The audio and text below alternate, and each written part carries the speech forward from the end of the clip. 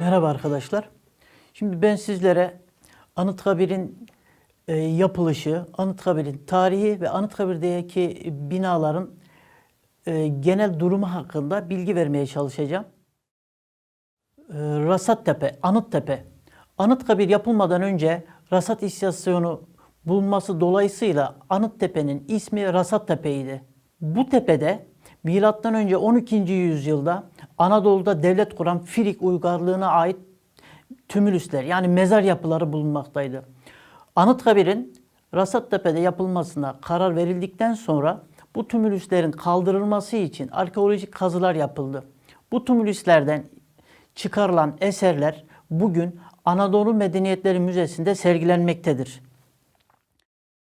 Anıtkabir'in inşası. Anıtkabir'in inşası 9 Ekim 1944'te görkemli bir temel atma töreniyle başladı. Anıtkabir'in inşası 9 yıllık bir süre içinde 4 aşamalı olarak yapılmıştır.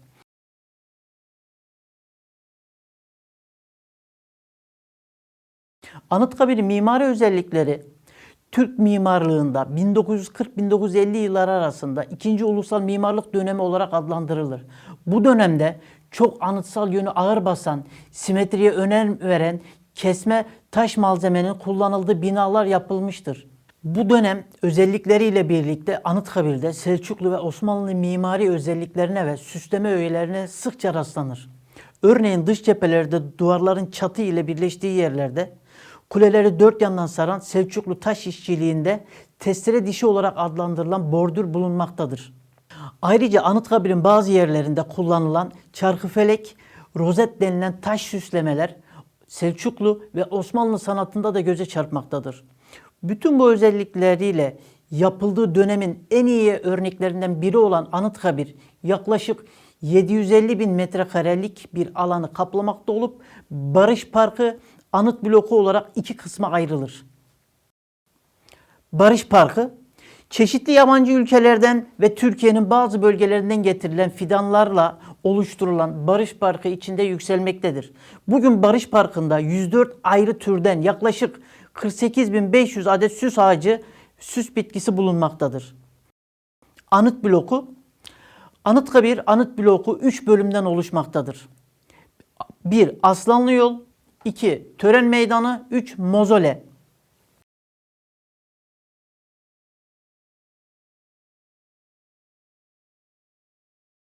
İstiklal Kulesi. Aslanlı Yol'un sağ başındaki İstiklal Kulesi'nin iç duvarında bulunan kabartmada ayakta duran ve iki eliyle kılıç tutan bir gencin yanında bir kaya üzerinde yontulmuş kartal figürü görülmektedir. Kartal, mitolojide ve Selçuklu sanatında gücün, istiklal ve bağımsızlığın sembolü olarak tasvir edilmiştir. Hürriyet Kulesi, Aslanlı Yol'un sol başında bulunan Hürriyet Kulesi, içindeki kabartmada elinde kağıt tutan melek figürüyle meleğin yanında şaha kalkmış bir at tasvir edilmiştir. Melek figürü bağımsızlığın kutsallığını, elindeki kağıt hürriyet beyannamesini sembolize etmektedir. At figürü ise hürriyet ve bağımsızlık sembolüdür. Kadın heykeli grubu, İstiklal Kulesi'nin önünde ulusal giysiler giymiş 3 kadından oluşan bir heykel grubu vardır. Bu kadınlardan kenarlardaki ikisi yere kadar uzanan kalın bir çelenk tutmaktadır. Başak demetlerinin meydana getirdiği çelenk bereketli yurdumuzu temsil etmektedir. Soldaki kadın elleriyle ileri uzattığı elindeki kapla Atatürk'e Tanrı'dan rahmet dilemekte.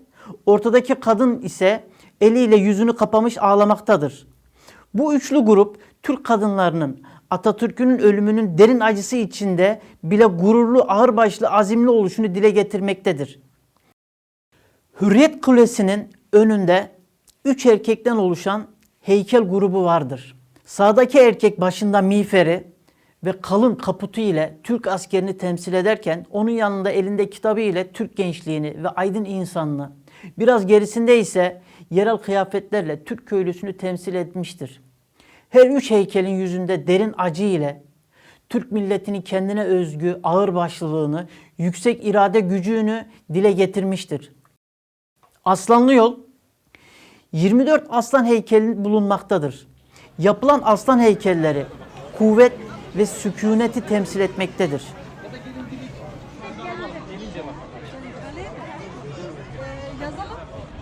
Tören meydanı 15.000 kapasiteli siyah, kırmızı, sarı ve beyaz renkte traverten taşlardan oluşan 373 adet halı ve kilim deseniyle bezenmiştir.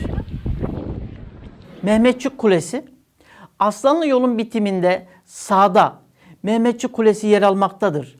Kulenin dış yüzeyinde yer alan kabartmada cepheye gitmekte olan Mehmetçiğin evinden ayrılışı ifade edilmektedir. Atatürk ve Türk Devrimi Kütüphanesi, Mehmetçik ve Zafer Kuleleri arasında yer alan müze, kitaplık ve kültürel faaliyetler müdürlüğünün içindeki birimde Atatürk ve Türk Devrimi Kütüphanesi bulunmaktadır. Zafer Kulesi, kulenin duvarlarında Atatürk'ün en önemli 3 zaferinin tarihi ve zaferlerle ilgili sözleri yazılıdır.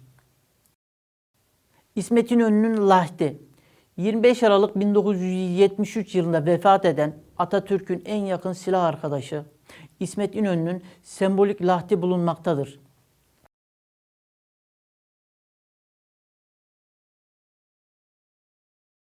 Barış Kulesi, kulenin iç duvarında Atatürk'ün yurtta barış, dünyada barış ilkesini dile getiren bir kabartma kompozisyonu yer almaktadır.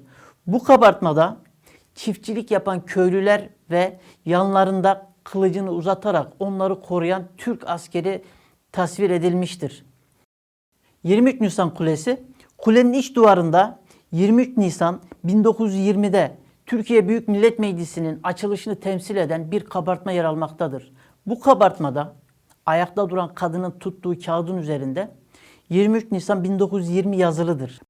Bayrak direği, Anıtkabir'in Çankaya yönündeki 28 basamaklı tören meydanına giriş merdivenlerinin ortasında tek parçalı yüksek bir direk üzerinde Türk bayrağı dalgalanır. Amerika'da özel olarak yaptırılan 33,53 metre yüksekliğindeki bu direk Avrupa'daki tek parça çelik bayrak direklerinin en yükseğidir. Misak-ı Milli Kulesi, müzenin girişindeki bu kulenin içinde bulunan kabartma tek vücut olarak kenetlenmemizi sembolize etmektedir. Kabartma bir kılıç kabzası üzerinde üst üste konmuş 4 elden ibarettir.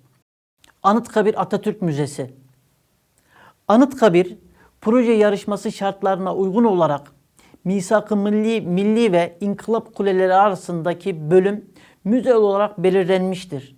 Bu amaçla 21 Haziran 1960'da Anıtkabir Atatürk Müzesi açılmıştır. İnkılap Kulesi, müzenin devamı olan bu kulede Atatürk'ün giydiği elbiseler sergilenmektedir. Cumhuriyet Kulesi, kulenin içinde Atatürk'ün öğrenim gördüğü manastır, askeri idadesi ile Sivas ve Erzurum kongre binaları ve 1. TBMM binalarının maketleri, o dönemlere ait fotoğraflar sergilenmektedir. Müdafaa-i Hukuk Kulesi, Kurtuluş Savaşımızda ulusal birliğimizin temeli olan müdafaa-i hukuk dile getirilmektedir. Mozole, Anıtkabir'in en önemli bölümü olan yerdir. Mozole'de 42 basamaklı merdivenlerin ortasında hitabet kürsüsü yer almaktadır. Mermer kürsüsünün tören meydanı, cephesi dairesel geometrik motiflerle süslü olup ortasında Atatürk'ün hakimiyet kayıtsız şartsız milletindir sözü yazılıdır. Mozole 40 ton ağırlığındaki tek parça lahit taşı Adana'nın o dönemki ilçesi olan Osmaniye'den getirilmiştir.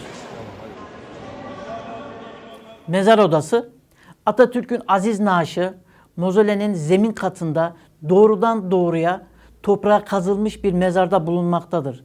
Mozolenin 1. katı olan Şeref Holü'ndeki sembolik lahit taşının tam altında bulunan mezar odası, Selçuklu ve Osmanlı mimari stilindeki sekizgen planlı olup piramidal külahlı, Tavanı geometrik motifli mozaiklerle süslenmiştir. Mezar odasının ortasında kıble yönünde kırmızı mermer sanduka yer almaktadır.